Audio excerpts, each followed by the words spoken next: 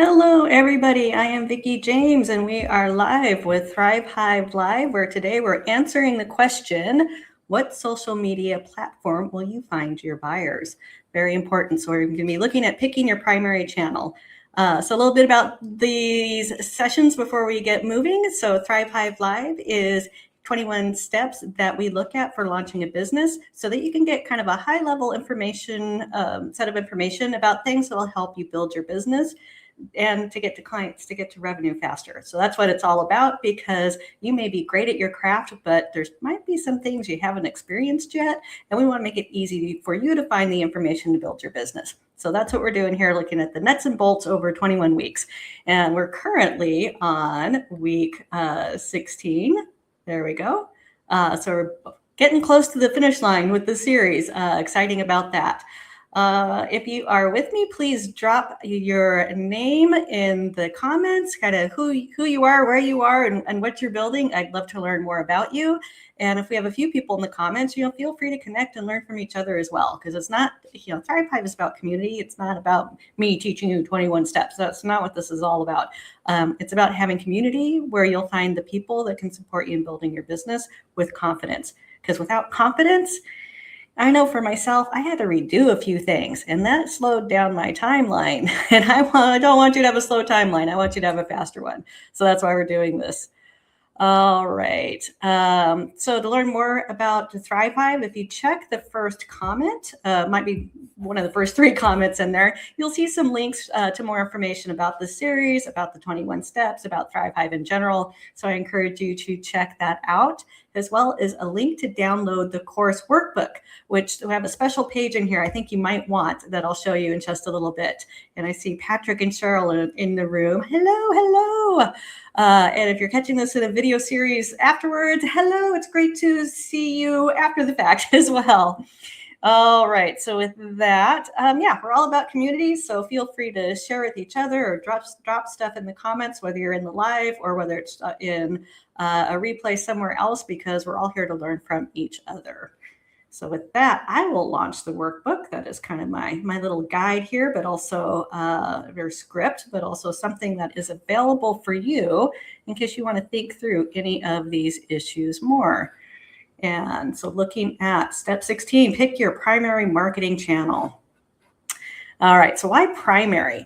The truth is there's a lot of different social media channels out there, and this is one of these areas where you can really quickly spread yourself too thin. So what we want to do today is find the one channel where you're going to get the most traction, where you're going to find your clients, and then talk about how to leverage that channel moving forward.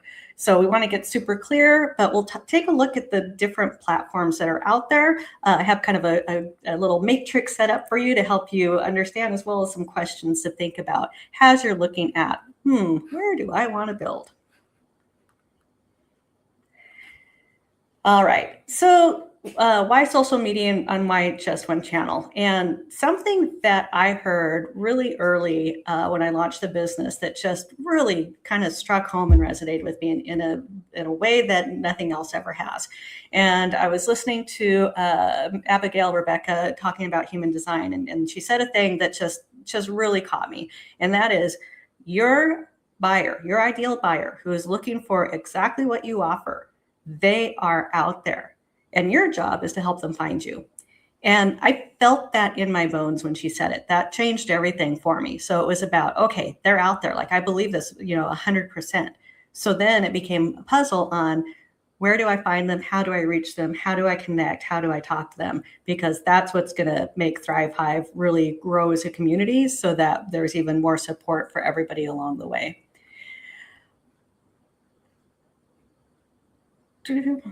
And social media is, a way to get the name out there in, a way that we hadn't seen previously.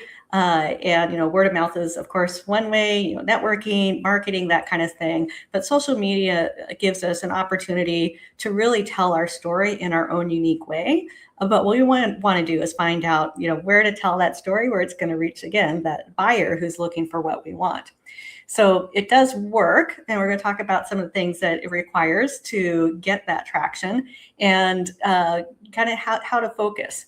So And the reason why this lesson is, find one channel, and we'll dig a little bit more into this because great content on one channel that matches that channel and the audience that you have are going to get you a lot further than trying to stretch yourself out 5 different ways. So we really want to look at, okay, well, if I have to pick one channel, because Vicki says not to stretch myself out, that's how we get the burnout, then how do we make sure that it's the right one, that it's going back to what Abigail was saying, Abigail, Rebecca, where are they? And so we'll have to do a little bit of investigation to figure out what that looks like.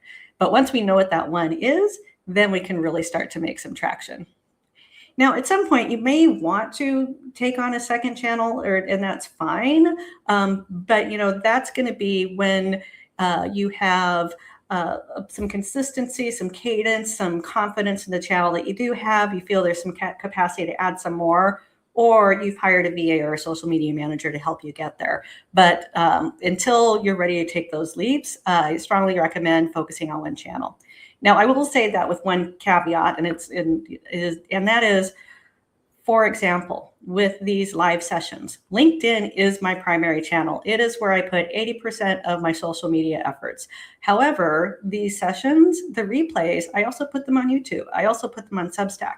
But what I don't do is I really don't nurture those channels. I don't market to those channels. They're more libraries. So if people are out there looking for it, they can find it. However, at some point, I may make a conscious decision to bring somebody in to help with those channels or to refocus my efforts in a different way. And then the videos are out there and I'm ready to move forward. So the moral of that little story is, yes, you can put things on in other places. But when we're talking about strategy, which is going to come up next week, and focusing our energies for the most benefit, I'd say one is where you want to put 80% of your time. And that's the approach I take. All right. And so with that, how are you going to find your channel? And it's really looking at 2 different things. When it comes to finding our channel, there's 2 things we need to really take into account. And one is, where are my people? Where are they showing up? Where do they look for information? And where are they going? Where am I going to be able to capture their attention? But there's another aspect to think about as well, and that is what is going to be good material for you to put together. So do you prefer writing or video or photos, graphics, long form, short form, depending on where you will best be able to convey your message, and then combine that with where your people are. That's going to help you narrow in on what that channel is. So I've listed several in the workbook here, and on the next page, we'll kind of talk about how each works a little bit better. But LinkedIn, that's where we're the main home of the live. We also have YouTube, which is great for long form videos. Since this will be 30 minutes, it's a great library of the videos as well. Instagram, your quicker, shorter hits with reels, which it's funny, it started as photos, but it's, reels are the thing now. So those short videos, usually under 90 seconds, they do even better under a minute. Facebook, that seems to work better in groups, but groups, need a little nurturing as well. So that's a little bit of an effort. Substack, that is another home that I live in. I'll talk a little bit more about that in a little bit. Alignable, and this is specific to North America, and it's a little bit more focused on, local. So connecting people locally as well as connecting people of the same kind of industry in meaningful ways. So a lot of different stuff out there.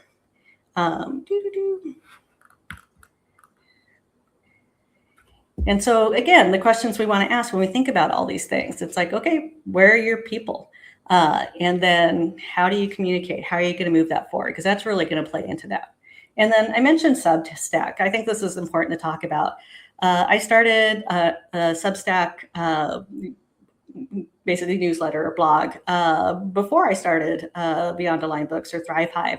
And it was really meant as a passion project of personal writings, reflections, watching my life unfold as I left corporate America and I went into a new thing.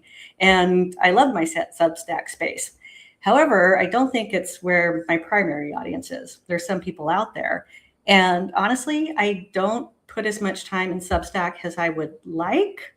But at the same time, if I were to nurture that in the way that really got results that helped grow my audience, that brought in the consistency that we're going to talk more about, then I would be totally burnt out. So Substack has kind of become the place where it's still out there. It gets about 20% of my time. And when I get to spend time there, I'm joyful about it. It's like, yay, I had time for it. And so I'm saying that because, I'm saying, yes, pick your primary. That doesn't mean you can't play with these others. But I think the primary one where you have focus, you have commitment, consistency, strategy, that's going to be what helps you grow the audience and find your potential clients faster. So that's the moral of the story there. All right, so we started digging into this a little bit, and I'll just kind of pretty high level, but talk about it. So LinkedIn, that's where you find your professionals, and especially business to business, maybe your more professional services, accountants, information technology, these types of professionals. The format, it leans in on this idea of a post that is, more textual, but then it also really likes carousels. That seems to be one of the top performers these days. Reels are starting to show up there more, but not as a primary thing. But it's so you can think about, okay, well, do I want to do several posts a week or one post a week, or do I want to do something that's more than just a 200, 300 word or less item that I put into the feed? And then, so you know where your people are, and that's the kind of content. The Instagram, we talked about that. That seems to work well for creatives or people that are more performative in how they convey their messages. Like I've seen some great therapists out there, but they're very engaging and they're doing these reels and it's performative and it's comfortable for them to get up there and say all of these things. Way more comfortable than I am right now. They just get it done. And so that's a great format for them. Like they can convey a solid concept in under 90 seconds. And the people out there, like they're stopping at these very engaging things. That's like, oh, this is going to be something important to me or useful to me. So Instagram is great for that. And so it's really that creatives, storytelling, but those quicker, shorter snippets. Facebook seems to be a little bit more local, a little bit more social, and it almost pains me to say this. There's an age thing going on here too. I'm Gen X myself, and yeah, it is the home of Gen X. It was the original thing that we got into, and sometimes we might be a little slower to go over to other platforms.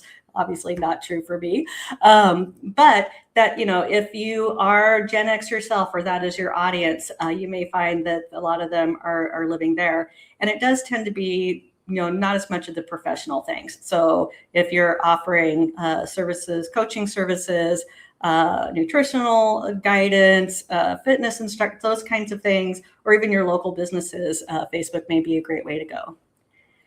YouTube. So I'm new to YouTube. I never even thought about using YouTube until I started doing these videos, but it quickly realized that it's a great place for the library of these videos. It's great for long content videos. It's very searchable. I mean, it's part of the Google universe. And so, putting my library out there means that it is visible or available to people who are looking for it, and it's visible to people who are looking for it. The videos are going to play. I have it in a playlist. Like all of these things kind of come together. It just makes sense that, yes, I put a copy out there. I spend a few minutes updating the description so that it, the search engines will find it. And the weird thing here, like I'm not getting tons of hits on these, these replays in YouTube, but I'm getting hits. Like, oh, wow, people found it. That's awesome. And so that's a great way there. But there's a lot of people who like the long content. If you're more of you like to do the education, the instruction, you want to get into the stories a little bit more and keep it visual versus written, then YouTube would be a great place. Substack, again, this is one of my favorite places to be. And I see a lot on Substack, and it might just be my little ecosystem in there, but that's where a lot of people who are doing writing, reflection, transitions, like essays. It's great for long form essays. Like that's the place where you got 2,000 words you want to spit out, you can throw it out there and your audience will find you. And one of the things I like about Substack is when you post an article, it gets emailed out to everybody. But it's also kind of slow to build that audience. So unless you have a note, which would be the same as like a tweet back in the Twitter days, or your Facebook post to the feed, that's something that you have to do to build audience there, as well as, bring people into your ecosystem. And then Alignable, I talked about that one briefly as well. I was sad when I got to Spain and tried to get onto one of the Alignable Smart Connects because I really liked that that platform for networking, and found out I couldn't do it from Europe. So that was a disadvantage there. But it is a place where you can, seek out the people, whether it's industry, location, and do some more targeted conversations within the groups or within the networking opportunities there. So that's a quick run through of those channels. And if you're seeing this and you're thinking, but what about, or I have a different idea, drop it in the comments, whether you're live or this is a replay for other folks. For myself, would love to hear it. All right, so now I'm curious, thinking through all that, what's your primary channel? And maybe you're starting to think about something that wasn't your primary channel originally. And why is that? So what is sparking some interest there? Or maybe you are in a place with your primary channel that you're ready to dabble somewhere else. If this engine's running pretty smoothly, a little bit extra capacity, where would you go next? So go ahead and think about that, and I'd love to hear more. And as you're thinking about that, I will say, this is, some good high-level information, but you can use AI to help you. You can, use AI to say, I'm providing this service to these people. My preferred communication methods are this. Put in details such as like the idea of creating a reel just scares me endlessly. Let's not talk about that. What are some other options? And kind of work through with AI. Where are your people that you may find that you're comfortable talking to in a way you can reach them there and open up that door. And I will say next week we're going to talk about content strategy. So we'll get a lot deeper into, okay, now you got your channel, how do you actually find your people and let them find you, more importantly, and get engaged and start to build some relationships there. It's all about know, like, and trust. Like people engage with you, people talk to you, people buy from you. When they know you, they like you, and they trust you, and social media is the way to get there. All right, now we're going to talk about some realities of social media, and that is consistency. It's the long game. None of these, if you see an influencer out there with 30,000 followers, 500,000 followers, whatever, it didn't happen on day one. It took them time to get there, and they may have had some help in production value or other things to do that, or maybe they just kind of struck the right chord of finding their people and bringing them in super easy. But for most of us, it takes a little bit of time. And I'm going to let you in on a secret if you're watching this video. Currently, right now, I'm approaching 3,600 connections on LinkedIn. But the only reason I have that many, it was highly active on LinkedIn in the early days and connected with a lot of project managers at the time. And then when I came back to the platform later and added to that, if I had started fresh a year ago, I would not have anywhere near the 3,600 connections. So it takes time. And hopefully by finding kind of the right platform and your people, it happens sooner. By understanding this idea of consistency in the algorithm, it happens sooner. And then when we talk about content strategy next week, everything that we're doing here is to get you to that ideal state where your people are finding you, they're knowing you, liking you, trusting you, engaging with you, and you're able to take that relationship to the next level with direct contact, calls, and learning more. So consistency is important. And with consistency, it doesn't necessarily mean showing up every day, but you do want to show up often enough that you're in the consciousness of those people looking for you, that you're showing up when they show up. And so consistency is important, but it also has to be sustainable. You can't say, I'm going to post every day, but also I'm going to school and have a family and my clients and everything else. Like, find that sustainable thing. Now, maybe it's going to be a little bit different for everybody else, but maybe the place to start is posting 3 times a week. Now, I'm going to tell you another little secret, something that I do when I'm, connecting with people on LinkedIn, reaching out to talk or to engage or that kind of thing. One of the things I do is I go look at what is a recent post. And I'm doing that mainly so that I can see, what are they talking about? What's important to them? How can I support them by commenting, liking, and doing their thing? And when I see somebody hasn't posted in more than a month, or maybe they're only reposting other stuff, I feel like they're missing an opportunity to give me a way to connect with them more meaningfully. So something to think about, like, you do want that consistency. It is going to matter. I'm not the only one out there going and say, oh, let's check out their latest post and find out what's important to them. That's going to be people who want to sell to you, but more importantly, potentially people that want to buy from you. Do you have anything to say that's current that's going to capture their interest? So something to think about. And then, we started talking about it, that it does take time to build that audience. But the more consistent you are, the more you track kind of what's happening with what you're doing, learning from it, adjusting to it, then you will build that audience. And, the ones that are those influencer, they didn't go viral once. In fact, I have that story from Substack too. I had one viral note like 9 months ago, and my subscription numbers went way up, and they've stalled there ever since because I haven't had another viral note. And like I said, I'm not nurturing that channel. I still write out there because I like to write, and that topic is more appropriate for that platform, but I'm not growing because, it doesn't get the 80% of my time. Now, if I really focused on my notes and, what format works best and what do people engage with, then I have an opportunity to grow that. But it's work. And I think that's what I really want you to take away from here is in order to build these numbers, it takes a little intention and a little work. And that's why next week we're talking about content strategy, because that's where this starts to come together a little bit more. And when you're thinking about, like, well, what do I say? What am I talking about? I like to think of it as, talking to a friend or even an acquaintance. Like when you're having these conversations, especially, all right, let me see. Thank you, Cheryl.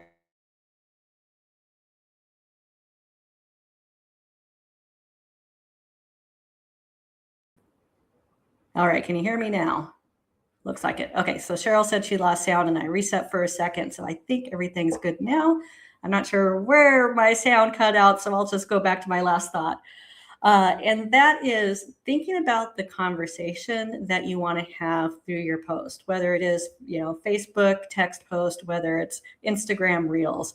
How do you start to think about what that looks like? And I think it's helpful to think about a single person who is your buyer and how you have a conversation with them. And so if you were to, have a conversation with this person, you'd want to stick to the theme of how you can help them. And so what does that look like? So every post is going to be around this theme. They're not necessarily going to be repeating themselves, but it's always going to be a reminder, like the reason we're here is I'm supporting you with this, or I have the opportunity to support you with this, or even to be just slightly more abstract with that. If you met somebody at a book club, like your several, first conversations are probably going to be about books. Like that's the focus, that's the core of the relationship. And so that theme is going to be what drives the conversation until the relationship takes a turn. And so think about that with your social media. It's not that you're repeating the same thing all the time, but that core is always there. The theme, that pain that you solve, that opportunity you give them, and to keep that focused. And when it comes to content, you can repeat yourself a little bit. Like a couple of things to keep in mind is the same people aren't going to see your post every day. The way the feeds work, it's going to be different people, and then we'll get there. But So you can repeat yourself, maybe not verbatim, but one, it's probably not going to be the same person hearing it every time. And even if it is, it's probably going to help them remember what you do. So don't be worried about that. And then when we talk about timing, like the consistency part, we think about this person from the book club that we met and we want to, have a relationship with them, become friends. They seem like cool people. There's this fine line between, do I call them every day? Or do I reach out once in a while and check in how things are going? So think about your post in that regard too. So again, we're thinking about the consistency, showing up, being visible, helping them find you, where you are, where they are. And then the other thing that we really have to talk about when we talk about social media are the algorithms. And honestly, it's the algorithms that are really driving this find a single platform rule, because every platform is different. The algorithms change all of the time. But if you really want to grow an audience, there has to be a little bit of a little bit of understanding of how it works. And okay, stepping back, is that repetition helps make the message stick. Absolutely, Patrick. Thank you for that. Let me see. Show. Great one. I keep forgetting that little guy's there. So yeah, repetition's okay. You're not going to bore people. It's going to be different people. It's going to be reminders, that kind of thing. But sticking to the theme is helpful. All right, so back to the algorithm. Sorry about that little detour there. Every algorithm is different, and it's impossible to know, what it is today. Even the people who make like their full-time life studying the algorithms and posting information, they're a couple steps behind because there's no way to really get in front of it. But you take the best information that you have, you observe what's working in your own world and replicate that. So since LinkedIn is where I do most of my posting, some strategies I use there. Again, consistency is helpful. One of the things that it likes is engage with other people before you post your thing. The algorithm soon wants to know that you're not just there to dump and go, that you're actually building relationships and talking to people. So make sure the behavior models that. By the way, it sounds like a task, but that's how I actually find relationships. In fact, Patrick on here, if I didn't take time to actively go out and engage and learn about the other people on there, I don't know that we would have ever connected. Cheryl, I met her on Alignable. So, I'm talking from experience on things that work to really build the community around me with people who enrich my life and my business. So this stuff works. But yeah, so understand the algorithm. Now I will say when it comes to LinkedIn, like there's this new Brew 360, and I don't pretend to know all of the details about it, but from what I understand, it seems to really want that that you are engaging. So it's doing less of this. Did you engage for 15 minutes before you did this? Did you do that? It has, I understand it, it's looking more at the content. Are you providing useful information? It's not just are people liking it, but is it actually within the theme that the algorithm can pick up? And does your audience seem to resonate with it? And one of the things I've heard about LinkedIn, and I haven't tested this to the extreme, is if there seems to be some engagement pod behavior, meaning the same people are commenting on your post 80% of the time, I'll just use 80%, and it all sounds pretty vanilla, even if it's long, then the algorithm's starting to say, that might not be sincere organic engagement, and let's maybe keep and watch on what's happening there. So some of the things that used to work really well may not be working as well today. And again, I can't claim to know this 100%. This is some of the stuff I'm seeing, and this is some of the stuff I'm testing. And tomorrow the whole rules could change. Instead of Brew 360, it might be Percolate 420. We don't know, but that's kind of how it works. And then when it comes to Substack, because I'll go out and I'll use AI for this. It's like, okay, so what's happening with the algorithm in Substack these days? Do I need to engage before I post this thing if I want people? And currently it's like, no, that's more of a relationship platform. And so as long as you're showing up consistently and people are looking for your message, it's going to work out there. So the lesson isn't this is how LinkedIn algorithm works. The lesson is there's an algorithm. Try to understand how it works currently today, because tomorrow it's going to be different. maybe stay in touch with who is making that and make your own observations for what works as well as you go, because there's not just one answer. All right, and then getting close to wrapping up here. And you can talk again using AI. So here's my tool of choice. Here's the type of content I'm doing. Help me understand how to use the algorithm to my benefit as it exists today. And then stay informed through following a couple of those influencers on the platform when they say there's changes coming, following news releases, and then just observing your own thing. I will say when LinkedIn introduced Brew 360, you could see everybody who actually tracks their metrics going, what just happened? Everything tanked. Oh, that's why there's a big change to the algorithm. Now let's go figure out what it was. And then there are people who are very active out there collecting, watching, sharing information to help you know that. All right. Oh, I know what I wanted to talk about. We'll dig into this a little bit more tomorrow. And that is this idea of polish isn't always better. And I got this. I was watching a YouTube video the other day, and I put the link in the workbook here. And so this is from Everything is Bofa, which is a American Filipino couple that's here in Valencia, and they're doing this video on the cost of living in Valencia compared to San Diego. And I was watching, I'm like, this isn't the most polished video I've ever seen, but it's informative and it's keeping my attention. And then I looked and it says 23,000 subscribers. So they're not super polished. They're not using big fancy, backdrops and, AI and like all of this stuff. They're just providing great content and they're getting traction with it. So it's just something to think about. Like you don't have to be polished. If you're worried about, how am I going to come across in that reel? Or is the text of this post good enough? And let's face it, this session right now, not all that polished, but it's authentic. You're seeing the real me, and hopefully it's resonating and giving you the information that you need and getting you curious about what else you can learn through Thrive Hive Live, whether it is through video replays or becoming part of the community. And one of the things that you can do to kind of fine tune this, so this is our exercise for part 3 here, and that is go find somebody on the platform you've chosen who's in your general area. And maybe it's a couple people, and just go see what they're posting out there, whether it's video content, photos, graphics, or text, and identify what's really working for you as the audience. What's resonating? What caught your attention?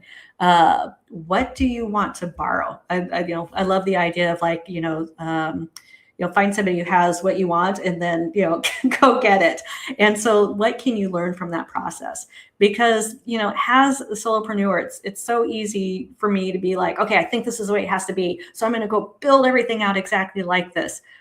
But really, no, I want to go learn from people who went before me. And with Thrive Hive, you have a community where you can talk to the actual people. When it comes to social media, you have a whole sea of social media folks out there and influencers that you can learn from. So go look at some of their content, watch their reels, read their articles, and see what you can learn and how you can apply it for your own audience in that area.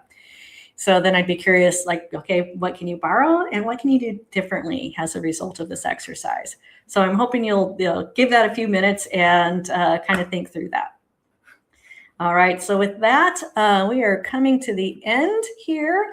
And really, think of your audience as someone that you want to stay in touch with, and then what does that look like for you in that audience? Where are you doing it? What is the messaging? How can you move forward? And once you have that platform and you started thinking about it, you'll be ready for next week when we talk about content strategy. I'll give you a quick little spoiler alert there. One of my first major hire was a marketing strategist when I realized that my throwing spaghetti at a wall was getting me nowhere. So that's how I was able to learn as much as I did to get better, to build my audience, but more importantly, to make my message consistent and something that resonates with the people who can benefit from what I'm sharing. So we'll talk much more about that next week with creating your content strategy. So with that, we are done with this week's lesson. We'll do our little video here again. Oops.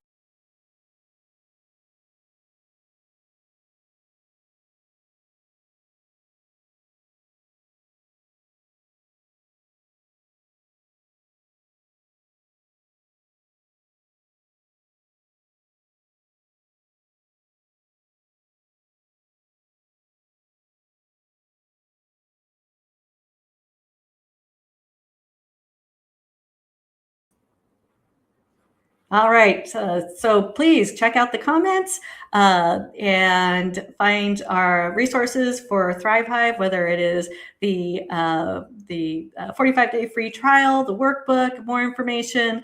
Would love to share more, and we will be back next week with our content strategy. So thank you all for joining.